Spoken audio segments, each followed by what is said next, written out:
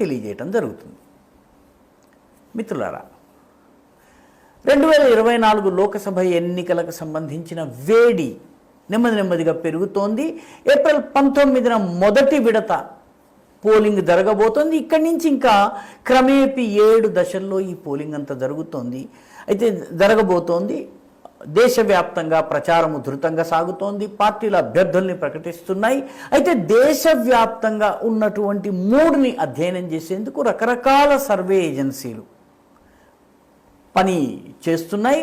వాటి ఫలితాలని కూడా వెలువరిస్తున్నాయి. ఇండియా టుడే వంటి సంస్థ mood of the nation survey చేసి చెప్పింది. మిగతా అనేక సంస్థలు, ఇండియా టీవీ మిగతావి కూడా చెప్పినాయి. అయితే Lokniti CSDS, centre for developing society, centre for the study of developing society, CSDS, ఈ సంస్థ తాజాగా ఒక అభిప్రాయాన్ని, ప్రజాభిప్రాయం ఏ రకంగా ఉందో తెలియజేసేటటువంటి ఒక సర్వే రిపోర్ట్ని వెలువరించింది. సిఎస్డిఎస్ నివేదిక చాలా ముఖ్యమైనది. ఎందుకంటే సిఎస్డిఎస్ వాస్తవానికి దీన్ని ప్రారంభించిన వ్యక్తుల్లో యోగేంద్ర యాదవ్ ఉన్నారు. బీజేపీ వ్యతిరేక రాజకీయాలకు మారుపేరుగా ఉన్నటువంటి యోగేంద్ర యాదవ్ కాంగ్రెస్ పార్టీ రాహుల్ గాంధీకి సంబంధించినటువంటి భారత్ జోడో యాత్ర యొక్క మీడియా కోఆర్డినేటర్గా వ్యవహరించిన వ్యక్తి, ఆమ్ ఆద్మీ పార్టీ వ్యవస్థాపకుల్లో ఒకడు. ఆయన ప్రారంభించిన సంస్థ సిఎస్డిఎస్ లోకనీతి.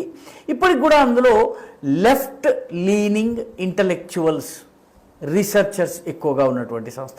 ఈ సంస్థ బయట పెట్టినటువంటి సర్వే వివరాలు సహజంగానే కొంత ఆసక్తిని రేకెత్తిస్తాయి. అయితే ఈ సర్వే కూడా చెబుతున్నటువంటి విషయం ఏంటంటే, భారతీయ జనతా పార్టీకి దాని ప్రత్యర్థులకు మధ్య 12% పాయింట్స్ డిఫరెన్స్ ఉంది. ఇంకా మన పోలింగ్ ప్రక్రియ పూర్తిగా ప్రారంభం కాలేదు. ఇప్పటికే 12% పాయింట్స్ డిఫరెన్స్ ఉంది.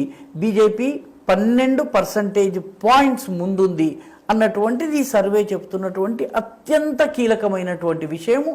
బీజేపీ వ్యతిరేక సర్వే సంస్థ చెబుతున్నటువంటి విషయం ఇది పెరిగే అవకాశమే ఉంది కానీ తరిగే అవకాశం లేదు. కాంగ్రెస్ కానీ మిగతా విపక్షాలు కానీ ఈ డిఫరెన్స్ని మేకప్ చేసేటటువంటి సూచనలు కనపడటం లేదు. రెండవ ముఖ్యమైనటువంటి విషయం ఏంటంటే, ఈ సర్వే ప్రకారము ప్రస్తుతం ఉన్నటువంటి ప్రభుత్వాన్ని కేంద్రంలో మళ్ళీ కొనసాగించాలని 47% ప్రజలు కోరుకుంటున్నారు.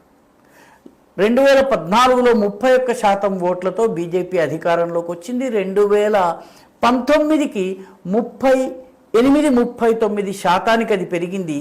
ఈసారి మళ్ళీ బీజేపీ ప్రభుత్వమే ఉండాలని కోరుకునే వాళ్ళు 47%, అంటే దాదాపుగా 9-10% అదనంగా ఓట్లు వచ్చి కలుస్తున్నాయి అన్నది సిఎస్డిఎస్ సంస్థ చెబుతున్నటువంటి విషయం. నరేంద్ర మోదీయే ప్రధానమంత్రి కావాలని కోరుకునే వాళ్ళలో 50% మంది ప్రజలు ఉన్నారు.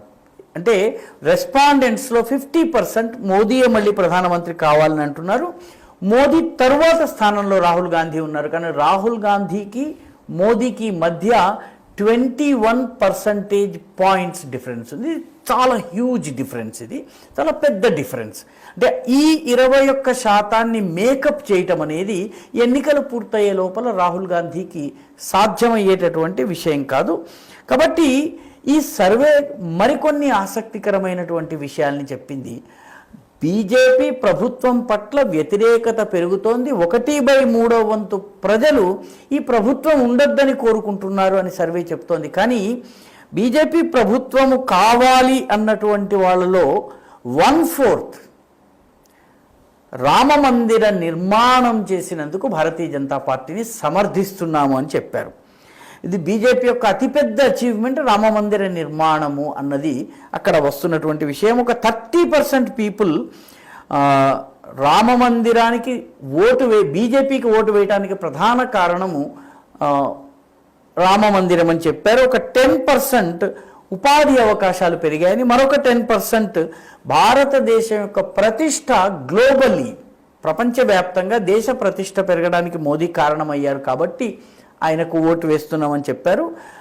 ఈ సర్వే చెప్పినటువంటి మరొక ఆసక్తికరమైన విషయం ఏంటంటే, 2014 ఎన్నికల్లో north and western India BJP గెలుపుకి, బీజేపీ ప్రభుత్వ ఏర్పాటుకి కారణమైతే 2019కి నార్త్ వెస్ట్తో పాటు ఈస్ట్ అంటే బెంగాల్, జార్ఖండ్, అస్సాం, ఒడిశా, ఈశాన్య రాష్ట్రాలు ఇవన్నీ కారణమైనాయని చెప్పారు. 2024లో బీజేపీ సౌత్వర్డ్ ఎక్స్పాన్షన్ జరగవచ్చును అని లోక్నీతి సిఎస్డిఎస్ సర్వే చెప్తోంది. లోక్నీతి సిఎస్డిఎస్ సర్వే చాలా ముఖ్యమైనటువంటి సర్వే అని మనం ఎందుకు చెప్తున్నామంటే, ఇది వామపక్ష భావాలున్నటువంటి రీసెర్చర్స్ చేసినటువంటి, బీజేపీ పట్ల ప్రత్యేకమైనటువంటి ప్రేమేమీ లేనటువంటి సంస్థ చేసినటువంటి సర్వే, దాని ఫలితాలు. కాబట్టి 2024 ఎన్నికల్లో బీజేపీ యొక్క అడ్వాంటేజ్ 12% పాయింట్ అడ్వాంటేజ్ ప్రస్తుతం ఉంది. అదేవిధంగా ప్రధానమంత్రిగా ఆల్మోస్ట్ 21% పాయింట్స్ లీడ్ మోదీకి ఉందన్నది ఈ మొత్తం సర్వే యొక్క కీలకమైనటువంటి పాయింట్గా మనము భావించవచ్చు.